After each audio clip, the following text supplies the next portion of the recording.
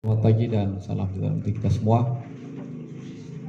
Alhamdulillah wa syukurillah, segala puja dan syukur kepada Allah Subhanahu wa taala yang mana pada kesempatan siang hari ini kita masih diberi segala kebaikan sehingga kita dapat berkumpul di tempat ini di Balai Desa Merden dalam rangkaian kegiatan sebenarnya ini paparan ya, sebelum paparan akhir terkait dengan kegiatan kami merencanakan master plan pembangunan Desa Merden.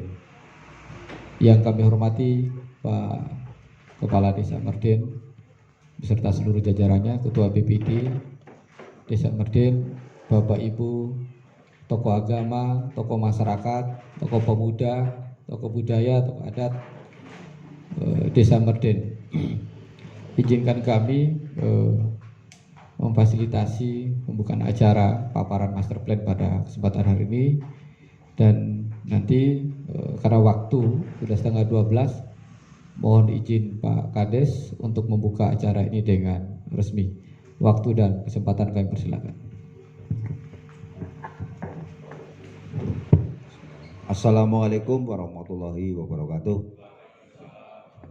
Bismillah, alhamdulillah, wassalatu wassalamu ala rasulillah Sayyidina wa habibina wa maulana Muhammad ibn Abdillah wa ala alihi wa azwajihi wa auladihi wa dzurriyyatihi wa ahli baitihi wa man tabi'ahum bi ihsan ila yaumil qiyamah. Amma ba'du. Yang saya hormati Bapak Syarif selaku pimpinan dari LSN, Lembaga Strategi Nasional, bukan LSI, Lembaga Survei Indonesia.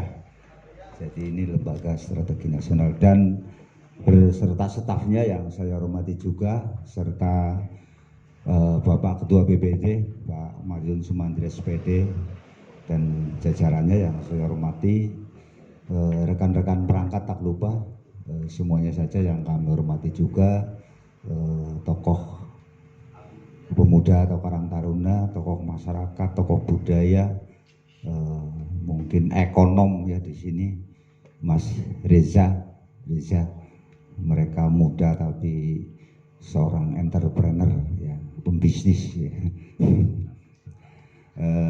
Pertama, marilah kita senantiasa untuk tiada hentinya selalu mengungkapkan rasa syukur kehadirat Tuhan Yang Maha Kuasa yang telah memberikan limpahan nikmat hidayah, nikmat sehat dan sempat sehingga bisa memenuhi undangan kami. Salawat dan salam senantiasa kita aturkan kepada baginda Nabi Agung Muhammad yang senantiasa kita mengharapkan syafaatnya. Bapak Ibu semuanya yang saya hormati, pada kesempatan di siang hari ini kami mengundang panjenengan dalam rangka program atau perencanaan master plan pembangunan Desa Merden ke depan, baik jangka pendek, jangka menengah maupun jangka panjang. Kami bermaksud agar Merden ke depan selangkah lebih maju, maka kita perlu punya mimpi. Kita mimpi dulu, punya bualan. Kata Pak Imam Budi Prasojo, seorang ahli psikolog, dosen UI, manusia yang tidak punya mimpi itu bagaikan orang yang mati. Jadi kita mimpi dulu, kepengennya Merden pembangunannya nanti terkonsep secara sistematis dan secara komprehensif ke depan, baik jangka pendek, jangka menengah maupun jangka panjang, sehingga arah dan tujuan pembangunannya jelas, baik pembangunan di bidang infrastruktur, di bidang ekonomi, di bidang ketahanan pangan, atau pemberdayaan UMKM sesuai dengan potensi dan sumber daya alam yang ada di Desa Merden. Yang perlu kita tingkatkan, kita berdayakan bagaimana Merden ke depan akan menjadi selangkah lebih maju atau step by step ada peningkatan, tidak stagnan atau ajeg-ajeg baik. Angger kur mikirna ngelola duit dede adede terus PAD sing anak tok iki wis diuprek-uprek nang kono tekan kapan aja ora bakal suwe, terlalu lama, terlalu lamban. Jadi kepengennya saya Merten bergerak cepat ke depan, syukur di era saya menjabat bisa sedikit mewujudkan minimal ada progres dari tahun ke tahun. Kalaupun master plan ini nanti karena sifatnya jangka panjang bahkan bisa sampai dengan jangka 30 tahun ya Pak, 20-an tahun. Jadi generasi berikutnya nanti yang melanjutkan, namun arahnya dan konsepnya sudah jelas. Maka dari itu kami mengundang panjenengan semua yang kami pandang panjenengan di wilayahnya masing-masing sebagai stakeholder, sebagai pemikir-pemikir. Makanya sing tak undang mesti Pak Larapane ini budak-budak, soalnya ahli mikir. Ya contohnya Mas Reja kan budak, mereka ahli-ahli mikir. Termasuk Pak Bagio senajana profesinya seorang driver, ya budak, biasa mikir. Sing penting mikir sing positif, jangan mikir-mikir yang negatif. Artinya ke depan Merten harus lebih baik. Karena Merten dulunya adalah sebagai mercusuarnya desa-desa di sekeliling sini Pak. Bidang pembangunan spiritualnya, baik pembangunan fisiknya itu sebagai mercusuarnya. Karena pimpinan cabang Muhammadiyah harusnya di Kecamatan Purwanegara, tapi cabang Muhammadiyah itu di Merten. Bukan di Kecamatan Purwonegoro tapi di Merten, karena Merten adalah basisnya, sentranya. Yang membangun peradaban juga Merten dulunya itu kadipaten Pak. Kadipaten itu rebain-bain. Jadi kades Merten ya serasa bupati, iya sariknya serasa sekdem bok. Baunya serasa camat ya. Karena memang dulunya Merten adalah kadipaten. Kadipaten menurut konon ceritanya Adipati pertama Merten itu Wirokusumo, dan ada makam Adipati Wirasahabat III di Merten. Adipati Wirasahabat III itu Raden Hurang atau Joko Ketuhu. Karena mereka keturunan dari Sunda, persilangan antara Jawa dan Sunda, jadi namanya Hurang. Hurang itu kan dari asal kata bahasa Sunda. Jadi mestinya Merten harus lebih baik dan lebih maju dibanding dengan desa-desa yang lain, karena sumber daya manusianya juga lebih dan desanya plural. Kayaknya desa di Kabupaten Banjarnegara yang ada wiharanya juga kayaknya di Pagentan dengan di Merten ada wiharane, mung gerejane urung ana. Gerejane urung ana. Kami juga pada tahun kemarin mendeklarasikan bahwa Merten adalah sebagai desa kampung Pancasila. Jadi di waktu ada ibadah hari raya Idul Fitri, sholat Id, itu rekan-rekan non muslim menjaga keamanan dan ketertiban parkirnya agar mereka para muslim yang sedang beribadah nyaman, merasa tenang karena ada yang mengamankan dan menertibkan parkirnya saudara-saudara kita non muslim. Manakala umat yang lain non muslim menjalankan pelaksanaan ibadah spiritual, teman-teman kita dari muslim juga ikut berpartisipasi di situ. Bukan berarti kita terbawa akidahnya, tetap kita sebagai muslim atau lakum dinukum waliyadin. Itu kiranya nanti akan dipaparkan oleh beliau Bapak Syarif.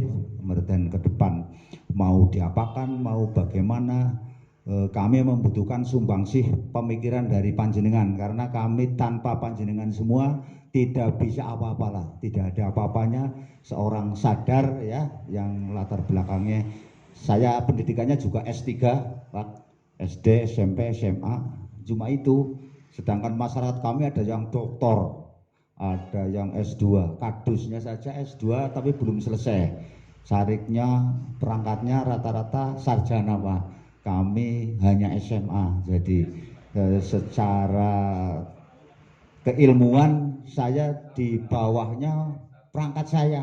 Iya, saya keilmuan, mungkin menang tua, kedok, menang tua.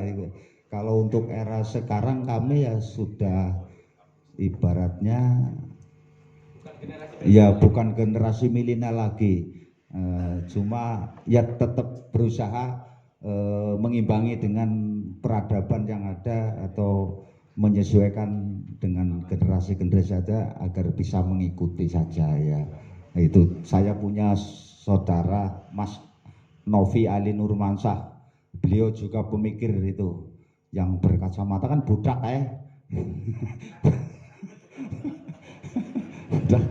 itu kurang lebihnya sekitar intermezzo ya.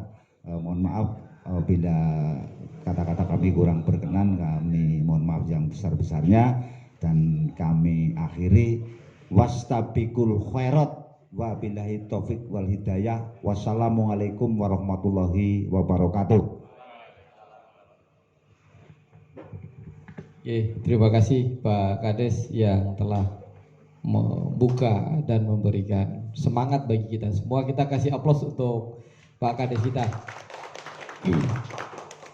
Sekali lagi kami dari Lembaga Strategi Nasional, walaupun tadi dipuji-puji sama Pak Kades, kami juga sedang belajar karena orang tua dulu bilang guru yang paling berharga itu adalah pengalaman.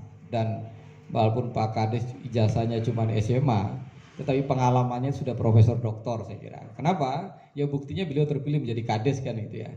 Walaupun tadi saya dengar cerita di ruangan tadi itu 2 kali dikibuli sama calon-calon misalnya begitu ya. Tapi ya itulah paling pentingnya adalah bahwa proses kita hari ini belajar bersama. Kami dari Lembaga Strategi Nasional itu adalah fasilitator sebenarnya, hanya memfasilitasi bagaimana meramu dan menjahit ide, gagasan, dan pikiran dari masyarakat Merden, lalu kemudian kita coba konsepkan di dalam perencanaan pembangunan desa Merden ke depan.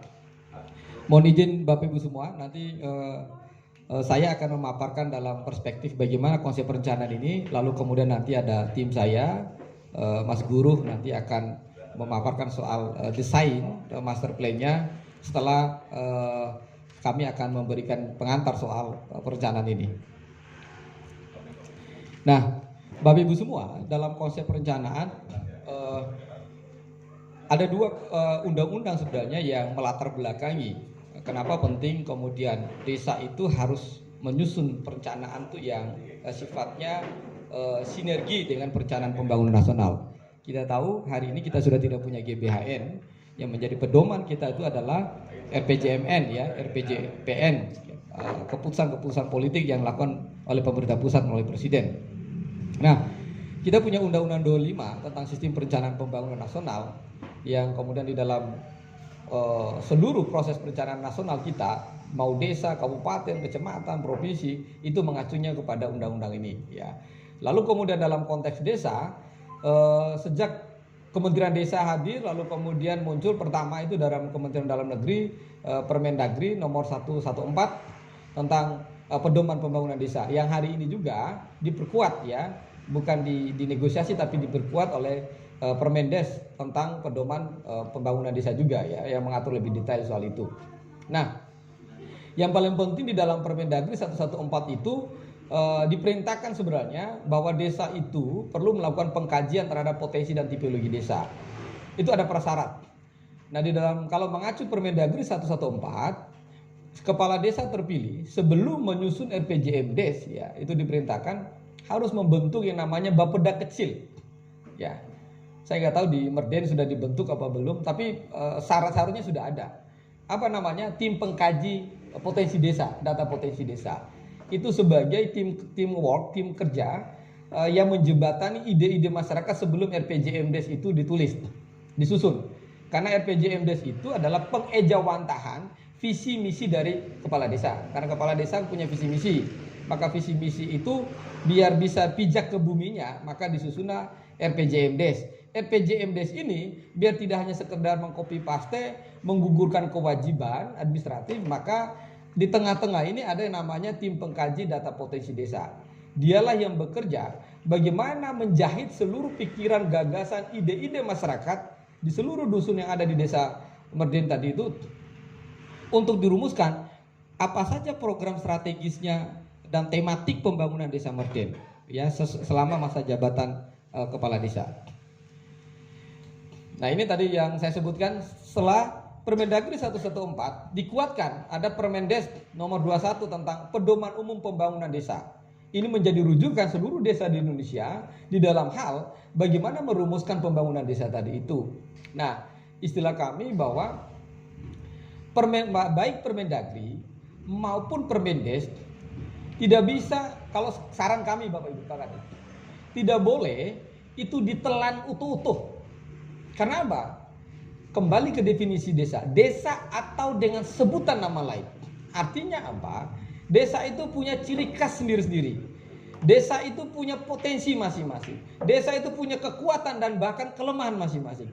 Tidak bisa kemudian seluruh isi Permendagri, seluruh isi Permendes itu dimasukkan di copy paste menjadi juklak juknis utama di dalam merencanakan pembangunan desa. Karena beda, Pak. Jangankan desa yang ada di Banjarnegara dengan yang ada di Purworejo atau di Jogja misalnya. Desa di Kecamatan Merden dengan tetangga di Kecamatan Purwonegaran dengan tetangganya pasti berbeda. Ya. Perilaku masyarakatnya, perilaku politik, ekonomi dan potensi pasti berbeda. Gitu. Maka tidak boleh mengcopy paste, menyamakan seragam istilah kita. Oleh sebab itu, maka di dalam perencanaan desa itu penting bicara soal memahami tentang potensi tipologi melalui pendataan. Lalu perencanaan. Seringkali kita, ini hasil riset kita, pengalaman kita 20-an tahun dampingi desa-desa seluruh Indonesia Bapak Ibu semua. Ya. Kadangkala musyawarah desa kita itu hanya sekedar membicarakan, mendiskusikan plotting anggarannya, hanya fungsi untuk penyerapan. Misalnya apa? Untuk pemberdayaan sekian persen, untuk infrastruktur sekian persen, untuk bantuan, udah ikutin alur itu akhirnya. Kadangkala menegasikan apa? Mengesampingkan apa yang secara otentik muncul dari gagasan-gagasan masyarakat. Itu satu kondisi. Kondisi yang kedua, mohon maaf gitu ya. Di dalam undang-undang desa itu diatur secara tersendiri soal bab soal musyawarah desa. Tapi prakteknya apa? Musyawarah desa kita, mudah-mudahan di Merden tidak terjadi. Musyawarah desa kita, seringkali yang bermusyawarah itu hanya tokoh-tokoh. Ya. Padahal tidak ada di dalam undang-undang desa, di dalam Permendagri itu bicara musyawarah desa adalah musyawarah yang diselenggarakan oleh tokoh-tokoh. Tokoh agama, tokoh masyarakat, tokoh politik, tokoh ekonomi. Nggak ada satu paragraf pun nggak ada. Ya. Musyawarah desa itu substansinya adalah karena merencanakan pembangunan desa, dia harus melibatkan sebanyak-banyaknya masyarakat. Karena apa? Setelah pilkades, legitimasi itu apa? Dukungan itu. Yang kedua adalah setelah pilkades tadi apa? Basis legitimasi kepala desa dan pemerintah desa adalah apa? Di musyawarah desa. Lah hari ini banyak desa-desa yang ketika musyawarah desa, yang undang itu cuma tokoh. Artinya apa? Kalau kita mau ngajukan pertanyaan kritis, apakah betul tokoh yang hadir di situ dia merepresentasikan, mewakili seluruh komponen, misalnya tokoh pemuda yang hadir cuma satu orang. Apakah betul yang disampaikan itu adalah aspirasi, kepentingan dan suara seluruh pemuda? Begitu juga tokoh agama. Begitu juga tokoh ekonomi, tokoh budaya misalnya begitu. Nah, ini menjadi salah satu problematika kenapa kemudian di dalam simulasi perencanaan pembangunan desa, kemudian juga sempat dievaluasi sama Menteri Keuangan. Lah, akhirnya APBDes itu habis dibagi untuk kepentingan elit desanya dalam skema apa? Bagi to, bagi dil, bagi roto, bagi adil. Karena apa? Kepala desa dan perangkat desa akan mempertimbangkan, oh ini jatahnya tokoh ini jatahnya tokoh ini mewakili dusun ini. Tapi tidak pernah dilacak. Dusun satu itu potensinya apa? Harusnya BPD kepala desa tanya kepada pengusul tadi itu dari dusun satu. Apakah usulan Anda berdasarkan potensi yang ada di dusun dan tipologi masyarakat yang ada di dusun itu? Tipologi itu berkaitan dengan kebiasaan sehari-hari masyarakat itu. Yang kedua adalah bahwa substansi musyawarah desa untuk memutuskan apa yang menjadi prioritas pembangunan desa kita itu harus disesuaikan dengan dua kemampuan.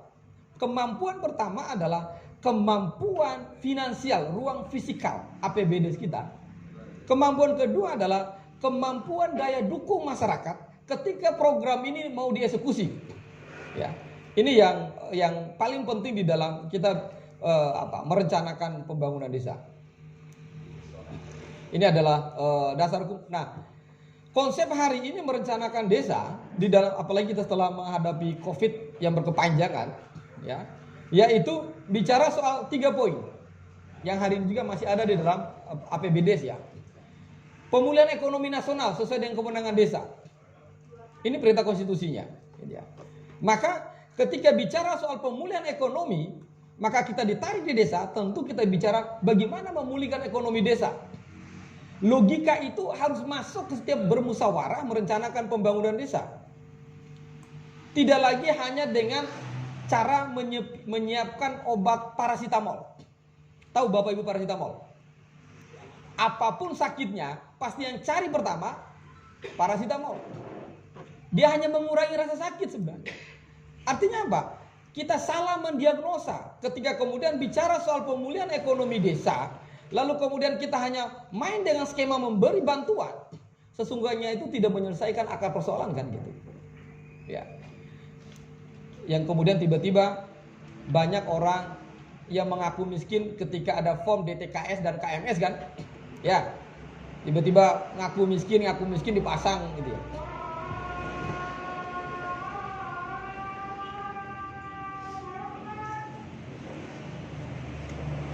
Pemulihan ekonomi desa, maka sesungguhnya kita harus bisa memetakan ya sektor mana yang mau kita intervensi oleh APBD tadi ya. Lalu kemudian pendekatannya tetap pendekatan kewilayahan karena kita punya 4 dusun ya. Misalnya dusun 1 kita punya potensi sektor pertanian, maka core bisnis proses untuk intervensi APBD tadi pemulihan ekonominya harus intervensi sesuai dengan potensi dusun tadi. Kalau pertanian, UMKM. Nah, tidak boleh kemudian kalau konsep pemulihan ekonomi desa itu ya, lalu pendekatannya seragaman. Jadi apa? Ya kalau doa yang paling ampuh memang ya Rabbana atina, semua mau itu yang saya bilang. Tetapi kita tidak pernah mengukur potensi APBD, ruang fisikal APBD kita itu terbatas. Paling kurang lebih 2M. 2M dikurangi kemudian siltab dan lain-lain. Nah tinggal sekian, belum lagi ada plotting untuk bencana alam dan lain-lain. Artinya apa? Selama konsep kita mengalokasikan APBD tadi itu tidak menemukan fokus dan lokus wilayah tadi itu, yang terjadi apa? Ya bagi deal, jadi receh, bagi rata. Ya memang itu tadi paracetamol, memang mengurangi, jadi nggak ada merit di antara kita. Padahal tujuan APBD itu harus merit system. Dia harus menemukan, oh dusun ini adalah dusun pengrajin. Bagaimana kalau diintervensi di dusun pengrajin tadi itu, dia bisa menjadi bagian penting di dalam pemulihan ekonomi desa karena punya kekuatan. Jadi bukan menghadirkan sesuatu yang baru, yang masyarakat di dusun itu, dia ini harus belajar dari nol. Ini yang seringkali terjadi. Kenapa kemudian konsep pemulihan ekonomi desa tadi itu seringkali lompat dari kewenangannya. Ya, tidak sesuai dengan core. Yang kedua adalah bicara soal program prioritas nasional. Apa itu misalnya? Program pemulihan ekonomi nasional, di dalam prioritas itu kita bisa lihat ada pertanian, ketahanan pangan, ada program UMKM naik kelas, lalu kemudian pariwisata. Itu kan 3 pen kita. Sekarang dari 3 program strategis nasional, kalau kita tarik ke Merden, kira-kira mana yang sesuai dengan Merden? Oh, ketahanan pangan, karena mayoritas pertanian. Kita bisa masuk, berarti nyambung. Tujuannya kenapa nyambung? Supaya kita bisa mendapat celah fisikal bantuan dari pemerintah pusat di dalam program-program tadi di luar ADD dan DD, Pak. Ya, ini beberapa desa yang sering kita dampingi memberi ruang itu, gitu ya. Yang ketiga soal mitigasi penanganan bencana. Ya, ini yang kemarin kita dihadapkan COVID sehingga ada pos APBD situ untuk belanja berkaitan bantuan karena bencana. Nah ini yang saya bilang ada di dalam aturan itu bicara soal ketahanan pangan, nabati, ya ini menjadi referensi penggunaan dana desa yang sampai hari ini kira masih berlaku. Saya lanjut. Nah, di dalam perencanaan yang kami susun sebenarnya kita ingin merubah pola kebiasaan kita merencanakan desa, Pak. Apa itu? Kebiasaan kita itu kan menggunakan masalah. Misalnya, BPD, Pak Kades, perangkat desa atau kepala dusun ketika memfasilitasi penyelenggaraan musdus pasti yang ditanya masalah pertama apa? Ada masalah di sini? Apa masalah Bapak Ibu semua? Silakan sampaikan. Ini yang keliru. Harus dirubah pendekatannya. Jadi kalau kemudian fasilitator musdus yang diajukan pertama ada masalah, maka sakit kepala, Pak. Karena kepala desa itu, kantor desa bukan kantor pegadaian. Tahu slogan kantor pegadaian? Mengatasi masalah tanpa masalah. Padahal ini musdes mengatasi masalah dengan masalah, Pak. Maka apa logikanya yang dibangun? Yaitu dengan apa? Ditanya apa potensi dusunmu. Jangan ditanya apa masalah yang ada di desa. Dari DIM ke DIP. Selama ini kan kita membuat DIM kan, daftar inventarisasi masalah. Akhirnya apa? Dari tidur, bangun tidur sampai tidur lagi pasti yang disampaikan masalah, Pak. Masalah perceraian, perselingkuhan, apapun disampaikan akhirnya. Tapi kalau dengan metode baru kita harus tanya apa potensinya. Jadi supaya masyarakat desa, tokoh-tokoh tadi mikir, oh ini ada sesuatu potensi, sehingga dia akan menyampaikan ide dan gagasan itu berdasarkan potensi, bukan berdasarkan masalah, Pak. Kenapa? Kadang masyarakat itu sulit sekali membedakan mana kepentingannya, mana kebutuhan. Karena ada kesempatan ini berkaitan dengan musyawarah desa untuk perencanaan penggunaan dana desa, akhirnya apa? Oh, udahlah sampaikan aja, nanti desa yang mecahkan, Pak. Mau sampai kapan kita bisa merumuskan pembangunan desa kalau kemudian narasi dan cara desain perencanaan tadi itu hanya ansih menggunakan masalah-masalah yang tanpa kemudian kita eksplorasi, kita buka, kita gali lebih dalam soal potensi di masing-masing dusun tadi itu, termasuk misalnya potensi kepemudaan seperti apa, potensi di sektor kebudayaan, potensi di sektor UMKM, pertanian dan lain sebagainya. Kan dari potensi itulah kemudian muncul ide, ya, muncul gagasan. Ini beberapa tujuan kita, yaitu dokumen induk pembangunan desa berbasis potensi dan kawasan desa. Jadi kita tidak menyebut kawasan perdesaan. Kalau kawasan perdesaan dengan kawasan desa itu jelas berbeda. Perdesaan itu dalam satu kecamatan meliputi beberapa desa. Sedang kawasan desa itu, kawasan desa, satu desa meliputi beberapa dusun. Dia terintegrasi menjadi satu. Ini sasarannya. Kami sudah melakukan pemetaan. Kemudian tim kami sudah keliling dusun, memetakan apa saja potensi yang ada di masing-masing dusun. Kemudian kita menghitung daya dukung potensi kawasannya. Lalu terakhir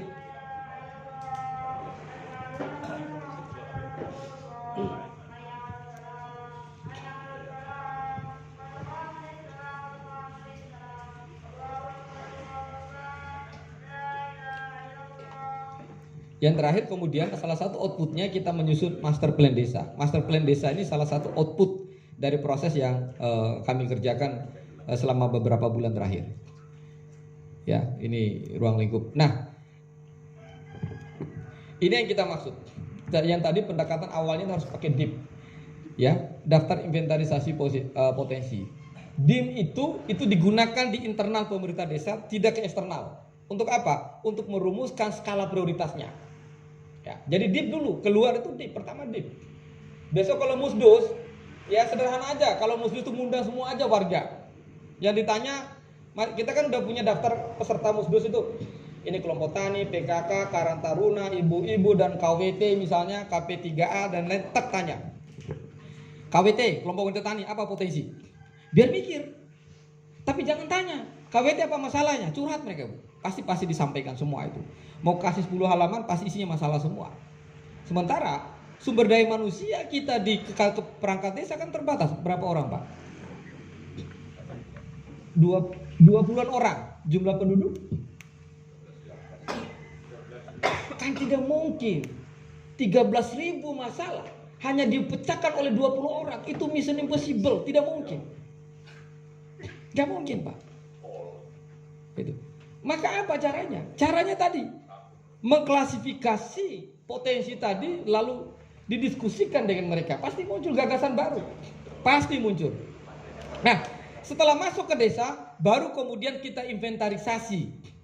Potensi ini masalahnya apa? Potensi ini kita kelompokkan. Temukanlah namanya skala prioritas. Misalnya, potensi di sektor pertanian. Bahwa kita punya potensi kalau desa ini dijadikan lumbung beras misalnya.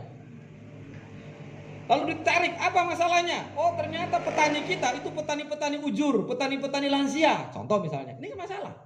Yang punya koneksi ketika diintervensi programnya, berarti apa? Program regenerasi petani milenial misalnya begitu. Itu kan memang programnya. Tapi kalau disuruh curhat, Pak, kami punya irigasi terbatas, kami punya pupuk, kami punya bibit, nggak ada harga pangan. Nggak bisa, Pak, kamu level kementerian aja nggak bisa pecahkan itu, apalagi kita levelnya desa. Gitu. Begitu juga sektor pariwisata. Kemarin kita ketemukan ada potensi pariwisata yang bisa dikembangkan, pemanfaatan hutan taman nasional misalnya begitu ya, dinas perhutani misalnya begitu. Tapi kalau ditanya masalahnya apa? Pasti dijawab. Kami tidak punya hak melaksana, kami tidak bisa masuk, aksesnya belajar macam. Pasti disampaikan itu. Kemarin coba kita tanya, ada potensi. Kami punya potensi, Pak. Itu ada lahan perhutani bisa dikembangkan. Oh, maunya Bapak apa? Bisa nggak kira-kira potensi perhutani itu bisa kita kembangkan menjadi wisata agro misalnya? Muncul kan narasi itu dari masyarakat. Lalu di tracking, apa problemnya di internal kalau kita kelola itu kawasan perhutani jadi kawasan wisata agro misalnya? Oh, ini soal kerjasama, pemanfaatan lahan. Bisa nggak desa? Bisa. Kita dorong kelompok masyarakat, bikin kelompok untuk apa? Penguasaan perhutani sosial. Kan boleh itu. Di peraturan Menteri Sosial, Presiden sudah perintahkan itu. Pemanfaatan lahan, bukan pengalih fungsi lahan. Misalnya, ini contoh. Bagaimana kita merumuskan tadi itu. Ada banyak sebenarnya yang kita bisa rumuskan itu ya. Nah, ini yang tadi saya bilang. Apa sih potensi tadi? Saya sudah jelaskan tipologi. Sekali lagi, tipologi masyarakat definisinya adalah berkaitan dengan kebiasaan, etos keseharian. Kita ini kan sering kali salah. Satu, ini hobinya memasak. Ya. Itu tipologinya memasak. Tapi kita kasih bantuannya mesin jahit. Ya nggak jadi, Pak. Karena apa? Kita gagal menemukan kebiasaan tipologinya masyarakat tadi itu. Dia hobinya kuliner, hobinya shopping, dikasih bantuan alat-alat masak, ya nggak jadi bahwa dia hobinya apa, perangainya, perilakunya dia shopping kok misalnya begitu ya. Ini dulu pengalaman kegagalan program PNPM simpan pinjam perempuan, ya. Kebetulan saya salah satu evaluator saat itu. Kenapa gagal simpan pinjam perempuan? Karena apa? Yang dikelompokkan itu tidak pernah dicari tahu kebiasaannya. Ini hobi masak, ini hobi belanja, ini hobinya makan dan lain kumpul. Uang itu enggak. Akhirnya apa?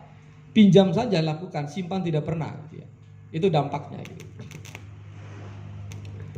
Kemudian di beberapa pendekatan saya lewat. Ya. Lalu desa ini yang saya bilang di dalam Permendag 14 tadi maupun yang Permendagri nomor 20 tadi itu dijelaskan kewenangan desa, ya. Kemudian kewenangan yang di dalam undang-undang desa, kalau Bapak baca secara detail, kita itu punya kewenangan sampai 120-an kewenangan dimiliki desa. Baik, 120-an kewenangan. Yang kemudian kita terjebak administrasinya. Oh, kewenangan desa dalam penggunaan APBD hanya 4. Apa itu? Pemerintahan. Kan itu kan ditabel kan?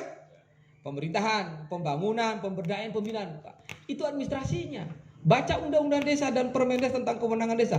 Ada 140-an kewenangan di dalamnya. Bahkan kami selalu memprovokasi teman-teman di desa, masyarakat desa.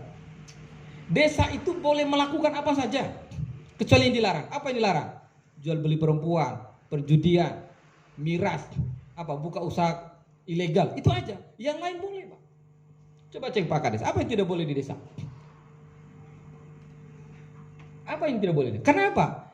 Bapak Ibu semua tahu nggak bedanya desa dengan kabupaten? Kalau kabupaten, Undang-Undang 23 2014 tentang pemerintah daerah itu definisinya apa? Desentralisasi. Apa itu desentralisasi? penyerahan sebagian urusan pusat ke daerah. Tapi kalau undang-undang desa tidak ada kata desentralisasi. Apa? Rekognisi. Apa itu? Negara mengakui langsung keberadaan desa. Saat cacing-cacing tanahnya itu diakui negara. Asasnya rekognisi. Lalu diperkuat apa? Ya, subsidiaritas. Maka masuklah cantelan 10% di dalam APBN. Di Undang-Undang 23 tidak ada kata asas rekognisi. Adanya desentralisasi, tugas pembantuan, dekonsentrasi dan delegasi. Pembagian bukan penyerahan. Tapi kalau di desa, rekognisi, pengakuan. Itulah asas inilah yang kemudian melahirkan ratusan kewenangan yang dimiliki oleh desa. Lalu kemudian maka kami selalu menyampaikan kepada seluruh desa yang kita dampingi adalah ada 3 perdes kitab suci yang harus dan wajib dimiliki desa. Ini fardunya fardu ain. Ya. Ini bukan mubah, bukan makruh. Apa? Desa itu harus punya perdes tentang apa? Batas desa, itu satu. Untuk menerjemahkan kewenangan desanya. Yang kedua, desa harus punya perdes tentang apa? Tentang kewenangan desanya. Merden sampun tadi tentang kewenangan desa. Harus punya. Yang ketiga, desa Merden harus punya perdes tentang apa? Tentang aset desa. 3 inilah kitab suci yang fardu ain tadi saya bilang dimiliki oleh seluruh desa, termasuk Merden hari ini. Selama 3 perdes ini tidak ada, ya, maka kita gampang dibancai, gampang dikerjain oleh pihak-pihak luar, pasti gampang banget. Karena kita tidak punya basic kekuatan hukumnya.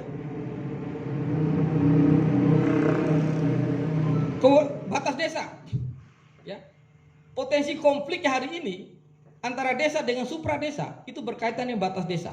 Contoh, konflik yang paling banyak di Jawa Tengah dengan perhutani. Karena perhutani itu bisa masuk ada di dalam desanya kita. Yang bikin patok siapa? Perhutani ya. Maka kalau kita tidak segera mendaftarkan diri soal mana sih batas real secara administratif maupun secara teritorial desa kita, maka sewaktu-waktu desa kita itu bisa dicaplok dalam pengertian administrasi, bukan dalam pengertian Rusia sama Ukraina, bukan. Ya. Yang kedua, aset. Ya. Aset tadi penting. Ada aset negara yang ada di desa. Ada aset kabupaten yang ada di desa.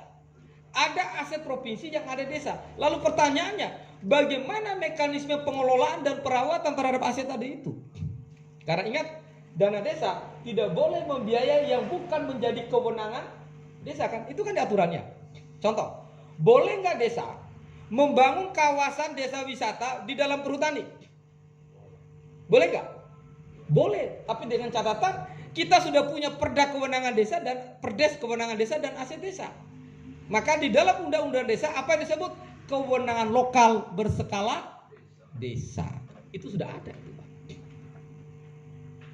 Artinya ini urusan pemerintah pusat, perhutani pusat, tapi ada di desa kita sini. Boleh. Namanya pemanfaatan. Ya. Tapi beberapa kasus di Banjarnegara ini, saya tidak perlu sebutkan desanya. Banyak desa-desa dikerjain oleh perhutani. Manfaatkan lahannya, tapi kemudian sewanya tidak ada akad yang jelas, dipelorotin. Padahal infrastrukturnya dibangun pakai dana desa. Begitu jadi jalan kawasannya dianggap asetnya siapa? Perhutani. Ini mengerikan. Ini banyak terjadi di Banjarnegara. Awal monggo desa bangun silakan. Begitu sudah jadi mereka catat sebagai asetnya siapa? Asetnya perhutani. Ini ke depan bakal menjadi konflik. Api dalam sekam. Konflik agraria, kewenangan tadi. Maka saran saya bilang 3 perdes ini harus dilakukan. Nah, aset-aset ini juga dalam perspektif pengelolaan potensi desa, maka dia bisa menjadi sumber pendapatan desa. Contoh, air minum. Misalnya, PDAM itu bersumber mata airnya ada di Desa Merden. Boleh nggak desa mendapatkan bagi hasil atas potensi tadi? Boleh nggak? Boleh. Tapi syaratnya apa? You bikin dulu perdesnya bahwa mata air itu adalah asetnya desa. Selama itu tidak ada, maka desa tidak boleh meminta bagi hasil pungut apapun, nggak bisa. Karena tidak ada declare secara hukum De jure-nya, kalau de facto-nya kan kita bisa cerita itu adalah miliknya desa. Tapi secara de jure tidak ada declare-nya di dalam perdes bahwa mata air itu adalah miliknya desa. Ini penting perdes tadi itu. Begitu juga soal jalan ya, jalan usaha tani, jalan kampung dan lain-lain yang kemudian bisa dibiayai oleh dana desa. Nah, ini saya bilang tadi bahwa kita terjebak cara mengadministrasi perencanaan pembangunan dan penganggaran desa tadi hanya adalah 4 kewenangan. Lalu 4 kewenangan tadi itu dikerdilkan dengan cara apa? Administrasi melalui Siskeodes. Ya kan? Ini nggak boleh, padahal sudah musyawarah berapi-api berbusa-busa kita. Oh, ini nggak boleh, ya. Karena apa? Kita tidak punya perdes tentang kewenangan desa sebagai instrumen untuk mengkolaborasikan partisipasi aspirasi tadi di dalam perencanaan desa dalam 4 bidang kewenangan. Oke lah, pemerintah sudah selesai karena dibiayai oleh ADD kan, ya. Gitu. Sampai kemarin ada di Banjarnegara aja tanya juga, Pak Sarif boleh nggak sih dana desa itu untuk membangun balai desa? Saya bilang boleh, nggak ada larangan. Kan tergantung nomenklaturnya.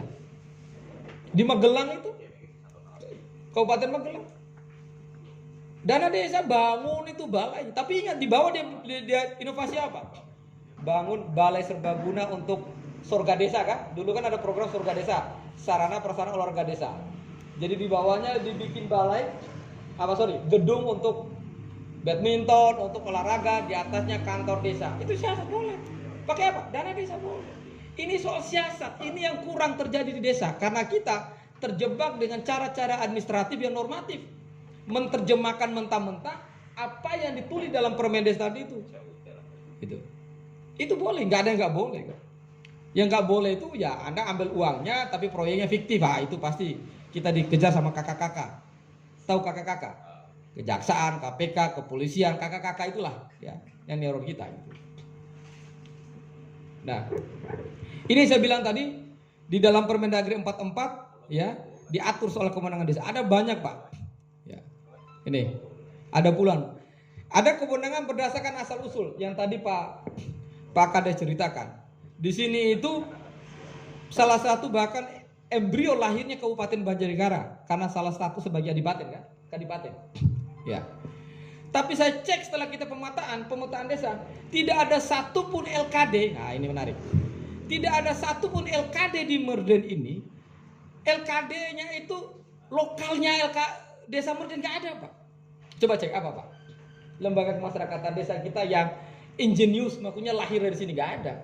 Paling Karang Taruna, PKK, itu kan organ negara dari atas semua. Kenapa kita tidak bentuk lembaga kemasyarakatan yang lahir rahimnya dari sejarahnya kita? Gak ada, Pak.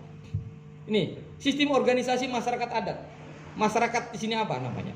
Kenapa itu tidak ditetapkan sebagai LKD? Podarwis kan bukan LKD lahir dari desa, Pak. Bukan masyarakat, bukan. Itu bentukan pemerintah. PKK juga iya. SK-nya dari kabupaten. Podarwis, apalagi Karang Taruna. Ya. Lalu pembinaan kelembagaan. Inilah yang kemudian menjadi repot. Banyak kepala desa ngeluh. Ini Karang Taruna, Podar dan lain mintanya dana desa. Padahal mereka induknya di dinas kan? Kan induknya dinas itu. Dilala aja dia punya kantor perwakilan istilahnya di desa itu. Akhirnya apa? Masuk dibiayai oleh dana desa. Yang lembaga-lembaga dan sistem organisasi masyarakat lokalnya justru tidak pernah diperdeskan, dilegalkan. Akhirnya mereka konsepnya minta bantuan, ketika ada acara kebudayaan minta bantuan. Tidak pernah bisa masuk di dalam apa? Perencanaan desa kan? Gak bisa, Pak. Selama dia tidak ditetapkan SK-nya pakai perdes misalnya tentang lembaga-lembaga sistem organisasi yang ada di ini tadi, maka mereka tidak bisa mendapatkan program strategis dari Desa Merden. Konsepnya apa? Hibah dan bantuan, tergantung kebaikan hati kepala desa. Iya, Pak. Mohon maaf yang pertama, barangkali diskors berapa menit untuk teman-teman kita yang beragama Islam untuk menunaikan sholat zuhur. Barangkali itu mohon maaf. Itu yang pertama. Kemudian yang kedua, mohon maaf yang kedua, setelah ini barangkali saya tidak bisa mengikuti sampai selesai karena saya ada kepentingan berdiri ke Liudir. Siap. pukul 12 malah jadi. Bu, mohon maaf. Iya Pak. Mohon maaf. Mau break. Mohon maaf Pak, saya minta maaf. Terima kasih. Oke, mau break. Oke. Kita break dulu ya Pak. Oke. Break.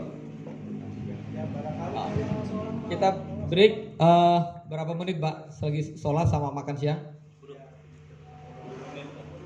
10 menit. 15 menit ya. Biar gak ya. Cukup. Titik tengah merah ya. Ini adalah posisi kita yang ada di sekarang ini di Balai Desa. Ini poin pertama yang kemudian kita akan susunkan DED-nya sama master plan-nya di sini pertama. Lalu yang kedua berdasarkan diskusi dengan Pak Kades juga akan mengembangkan ruang ekonomian di sini yang sekarang sudah dibangun ya, tinggal pengembangan kawasannya. Nah, nanti gambar ini kemudian kita nanti peta-peta ini sesuaikan dengan BIG, Badan Geospasial ya, Indonesia Nasional, yang kemudian standar skalanya sudah kita sesuaikan. Ini nanti kita juga akan cetak nanti di masing-masing dusun nanti ada petanya Pak. Tapi peta ini menggambarkan soal potensi masing-masing dusun ya. Nah, peta ini juga bisa menjadi instrumen atau alat nanti ketika musdus itu kita musdusnya sudah berdasarkan potensi Pak. Jadi bukan lagi berdasarkan masalah nanti. Nah, misalnya peta potensi dusun Merden Tengah ya. Ini ada potensinya yang coba kita gambarkan. Mungkin ini agak pecah nggak kelihatan, nanti digambar cetakan dalam A3 yang besar nanti itu. Nah, ini sudah ada keterangan-keterangannya bahwa potensi dimiliki peternakan kambing, UMKM-nya ada usaha tempe, ada keripik, ya, ada warung sembako, ada pasar, ya, ini yang punya kabupaten yang ada di desa. Ini kekuatan kita. Maka yang tadi kita diskusikan awal, kalau kita bicara soal bagaimana perencanaan kita yang punya titik fokus program strategisnya tadi, dia harus mendiskusikan yang ini, Pak. Jadi bila perlu ke depan ada perdes berdasarkan master plan ini nanti Pak Kades. Jadi ditetapkan aja bahwa dusun Merden Tengah ini prioritas yang mau kita rancang untuk pemulihan ekonomi, mau pengembangan ke depan, dia tidak boleh lari jauh dari sini karena memang ini sudah ada. Tinggal bagaimana sentuhan APBD kita. Musyawarah dusun pun itu bagaimana ini diperbesar ruang fisikalnya, pengembangannya, pemberdayaan arahnya ke sini gitu loh. Ya. Karena memang masyarakatnya ya memang ke sini, nggak bisa dipaksakan sesuatu yang baru. Kalau sesuatu yang baru pasti mulai dari nol dan itu butuh proses yang sangat lama. Nah, sehingga di sini sudah ada keterangan kita. Nah, nanti kita sudah cetak, nanti kita akan taruh di masing dusun. Ya. Ini menjadi dasar ketika bermusyawarah. Untuk apa tanya? Apa potensinya? Supaya mereka mendiskusikan ini. Bagaimana peternak kambing itu bisa dikembangkan, bukan hanya orang per orang di situ misalnya. Sehingga isinya dusun ini bisa saja menjadi salah satu secara sektoral, dia menjadi lumbung ternak kambing misalnya. Mulai kambing pembiakan, penggemukan, mungkin termasuk susu kambing ya. Bisa arah ke situ. Jadi dari sini kalau ditarik program prioritas di dusun Merden Tengah, kita tarik, tinggal dimusyawarahkan mana yang tahun 2020 prioritas. Apakah peternakan kambingnya, UMKM-nya ini yang tempe keripik ini bisa jadi satu sebagian, atau kemudian intervensi warung sembako, ya. Ini kita bisa konsep kayak di Kulon Progo jadi Tomira ya. Di Kulon Progo itu kan nggak ada Alfamart, Indomaret, adanya Tomira. Itu dari BUMDes. Apa itu? Badan Usaha Milik Desa kan itu. Yang Tomira itu toko milik rakyat namanya. Ya. Ini bisa karena sudah ada identifikasi potensinya gitu. Ini yang di Merden Tengah. Nah, ini coba kita nyusun bisnis proses plan-nya, kemudian bagaimana kapasitas produksinya, ya. Misalnya ini toko kelontong, ya. Kemudian karena ini kita tidak bisa hitung jadwal, tapi ada kekuatan, ada 40 toko kelontong. Jadi BUMDes kalau mau bikin jangan bikin BUMDes toko kelontong yang justru membunuh ini, jangan. Tetapi kalau mau bisa bikin usahanya, katakanlah bikin BUMDes tapi tokonya apa? Dia menjadi toko reseller yang menyuplai untuk mengisi 40 toko kelontong ini. Itu baru keren. Tapi jangan lagi bikin usaha BUMDes, ya, bikin kios yang sama untuk menyaingkan, kalah mereka, kasihan. Jadi kalau mau bikin, oh ini ada potensi usaha, di mana di Medan Tengah ini ada 40 toko kelontong. Maka usaha apa yang mau dikembangkan? Oke, kita menjadi distributornya misalnya. Ya, seluruh kebutuhan pokok yang dijual di dalam 40 toko kelontong tadi, ambilnya di usahanya BUMDes Merden misalnya gitu. Jadi dia nggak boleh jual eceran gitu. Ini bisa kerjasama dengan Alfamart, bisa dengan Alfamidi, manapun. Jadi sistem gudangisasinya ada di sini. Nah ini contoh kita menghitung keripik pangsit ya, 10.000 per kemasan. Dia per hari bisa mengelola 300 kemasan. Ini hanya sampel. Bahwa ada kekuatan di situ secara ekonomi. Yang kalau kita dalami, mereka ini usaha mandiri, cari pinjaman sendiri, modal sendiri, tenaga sendiri. Tidak ada intervensi dari APBD kok ini. Maka langkah selanjutnya dengan potensinya apa? APBD itu mengintervensi yang hari ini dia mungkin hanya 300 kemasan per hari, mungkin besok bisa menjadi 3.000 kemasan misalnya. Yang disuplai penjual bakso, penjual keliling dan lain-lain tadi. Intervensinya di sini. Tidak harus menjadi pesaing baru bagi usaha yang ada di desa, tapi dia menjadi supporting system di dalam usaha yang ada di desa. Ada bengkel, ya. Lagi-lagi ini kan usaha mandiri. Ya. Oh Pak Sarip nanti di BUMDes desa akan bikin usaha bengkel, jangan dong. Ya. Tapi apa? Memperkuat usaha ini. BUMDes apa? Desa itu melatih bagaimana kreativitas. Mungkin ada anak-anak kita di desa yang lulusan SMK, lalu kemudian di sini buat BLK-nya, Balai Latihan Kerja untuk anak-anak muda tadi yang perbengkelan dan lain-lain. Dimasuk di situ aja. Lalu di mana profitnya? Itu kan benefitnya tadi, kemanfaatan. Profitnya gimana?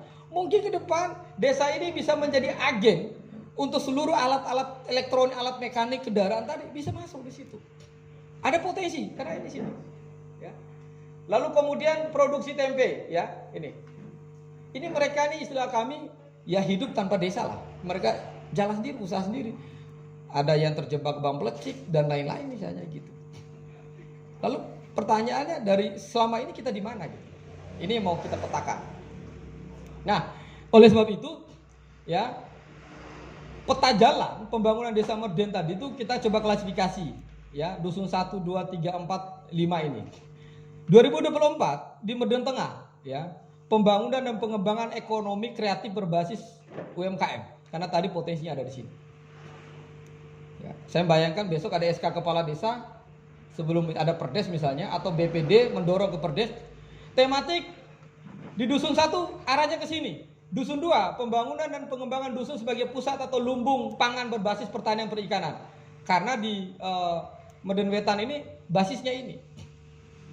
Jadi kita punya fokus dan lokus. Fokus itu dirumuskan dalam tematiknya dusun itu, lalu ditarik masuk di dalam penyusunan RKPD, rumuskan dia menjadi program strategis tingkat dusunnya apa.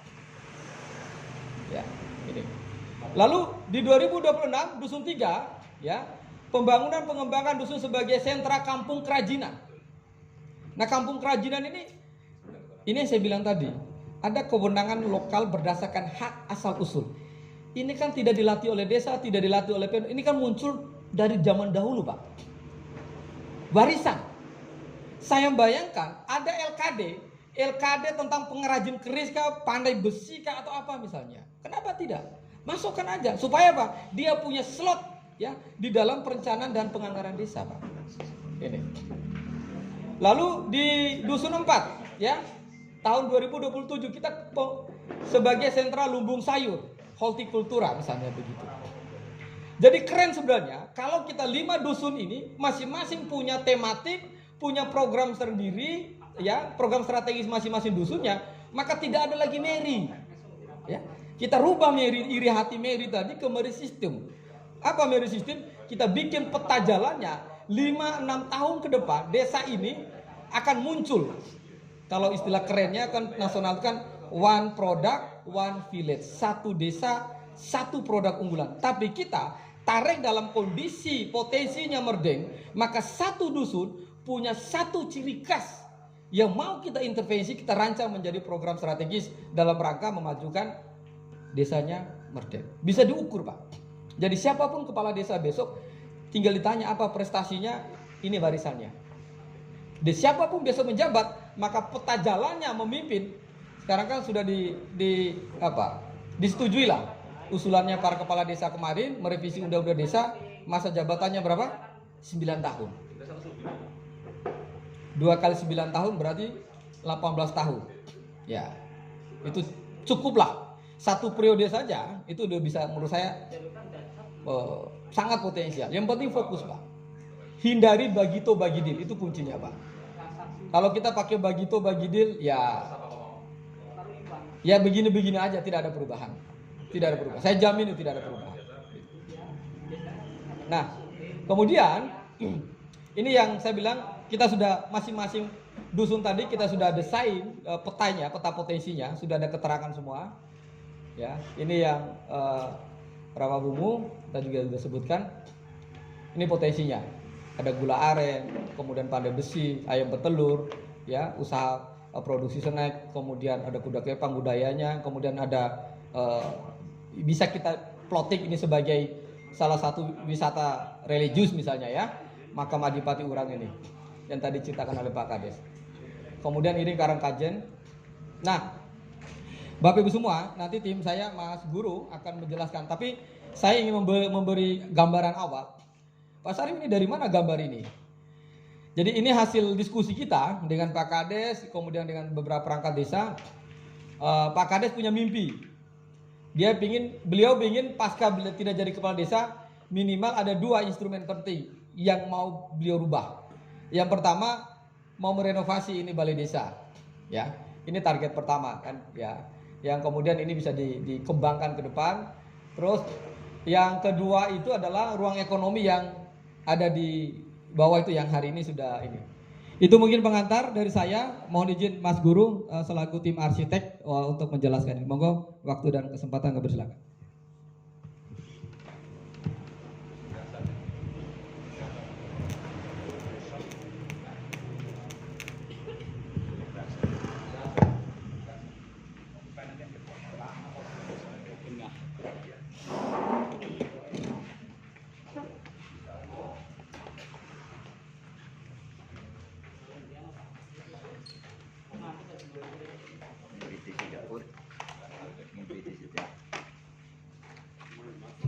Mimpi dulu.